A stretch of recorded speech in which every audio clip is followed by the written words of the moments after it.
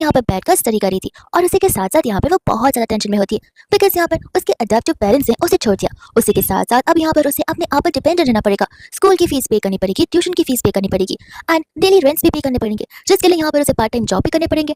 और इस चक्कर में यहाँ पर हो सकता है कि वो ढंग से पढ़ाई भी ना कर सके, लेकिन उसे पढ़ना भी है बिकॉज यहाँ पर उसे थेसन यूनिवर्सिटी में जाना है। वो यूनिवर्सिटी जहाँ पर जाकर वो अपनी एंटायर लाइफ को बदल सकती है और आगे जाकर ढेर सारे पैसे अर्न कर सकती है। एंड इतने में यहाँ पर एंट्री हो जाती है जियांग फैमिली की, यानी कि मिस्टर एंड मिसेस जियांग की। आंटी जैसे यहाँ पर लिली को देखती हैं वो बहुत इमोशनल हो जाती है एंड बताती है कि वो उसकी मम्मा है। लिली को तो यहाँ पर पहले कुछ समझ नहीं आ रहा था एंड तब यहाँ पर लिली की डैड उसे डीएनए टेस्ट के रिपोर्ट्स बता रहे होते हैं, ये समझाते हुए कि 17 साल पहले यहाँ पर हॉस्पिटल की गलती की वजह से उन्होंने अपनी बेटी को यहाँ पर खो दिया था, लेकिन आज 17 ईयर्स बाद वापस से उनकी बेटी उन्हें मिल चुकी है। लिली सोचती है कि शायद यहाँ पर वो लकी है जहाँ पर अब उसके सारे स्ट्रगल्स खत्म हो जाएंगे, तो वो अपना सामान पैक करने लग जाती है और सामान में भी उसके पास सिर्फ और सिर्फ यहाँ पर उसकी प्रेशियस पढ़ाई की चीजें होती है जिन्हें लेकर वो घर जाती है। एंड ये घर बहुत ही ह्यूज विला की तरह होता है जिसे लिली देख रही थी। वहाँ के स्टाफ्स भी लिली को देखकर बात करने लग जाती है बिकॉज इस घर में एक नहीं बल्कि दो बेटियां जो है, एक लिली और दूसरी अडॉप्टिव डॉटर डेजी।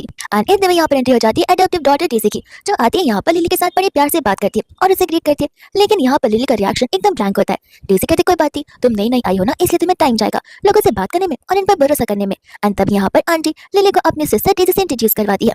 अंकल तब यहाँ पर बताने लग जाते हैं कि कल से डेजी और लिली दोनों एक साथ सेम स्कूल में जाने वाले हैं, जहाँ पर एडमिशन और स्कूल ट्रांसफर का प्रोसेस अंकल ऑलमोस्ट पूरा कर चुके हैं उनके एक कनेक्शन की वजह से।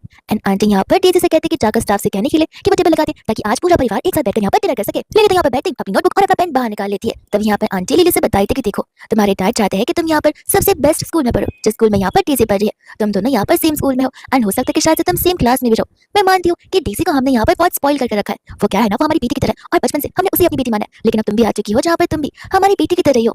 है ना, वो थोड़ी सी स्पॉइल जरूर है लेकिन दिल की बहुत अच्छी है, तो उसे अपनी बड़ी सिस्टर कंसिडर कर लेना। तब तक वहाँ पर डीसी आ जाती है और लिली से यहाँ पर वो उसकी ग्रेड्स के बारे में पूछने लगती है। ये कहते हैं कि देखो तुम ज्यादा टेंशन मत लो, मैं तो तुम्हारी ग्रेड्स इसलिए पूछ रही हूँ तुम्हें पता तो होगा कि हमारा स्कूल यहाँ पर पूरे के पूरे कंट्री का सबसे बड़ा स्कूल है एंड वहाँ के कॉम्पिटिशन को सारे टक्कर वाले होते हैं लिली, लेकिन तुम फिक्र मत करो, अगर तुम पढ़ाई में नहीं अच्छी हो तो कोई बात नहीं, मैं यहाँ पर तुम्हें अपने नोट्स दे दूंगी। लिली उसे यहाँ पर थैंक यू बोल देती है। डेजी आगे कहने लग जाती है कि फिक्र मत करो, यहाँ पर पढ़ाई के साथ साथ तुम्हारी क्वालिटी भी मैटर करती है। तुम्हें पता है नेक्स्ट वीक यहाँ पर मीटिंग होने वाली है जहाँ पर सभी लोग मौजूद होंगे, तुम्हारी एक छोटी गलती की वजह से वहाँ के लोग तुम्हें जज कर बैठेंगे और जिंदगी भर तुम पर हंसते रह जाएंगे। तो मॉम क्यों ना मैं यहाँ पर लिली को कुछ मैंने सिखा दूं। आंटी यहाँ पर कहती है ठीक है तुम लिली को जो चाहे वो सिखा सकते हो। एंड यहाँ पर डेजी तैयार हो जाती है लिली की लाइफ पर बात करने के लिए। अंकल आंटी को यहाँ पर पर्सनली लिली और डेजी को जॉब करने के लिए आते हैं, जहाँ पर लिली इस स्कूल को देखकर बहुत खुश हो चुकी थी। वही तो यहाँ पर आंटी लिली से कहती कि नर्वस मत होना, मैंने ऑलरेडी यहाँ पर डायरेक्टर से बात कर दी है, कोई भी तकलीफ हो तुम तुरंत आकर मुझे बता देना। डेजी कहती कि माँ मैं हूं ना यहाँ पर, आप फिक्र मत कीजिए, मैं अपनी सिस्टर का एकदम अच्छे से ख्याल रखूंगी। एंड फिर दोनों यहाँ पर स्कूल में एंटर करते हैं एंड जैसे दोनों यहाँ पर एंटर करते हैं सभी बच्चे कॉरिडोर में मौजूद थे। वो सभी यहाँ पर डेजी को तो जानते बट लिली को नहीं, और वो सभी उसे जज करना भी शुरू कर देते हैं बिकॉज यहाँ पढ़ने वाले बच्चे बहुत ही रिच फैमिली से बिलोंग करते हैं एंड उनके पास जो स्कूल बैग्स भी है वो डिजाइनर बैग्स है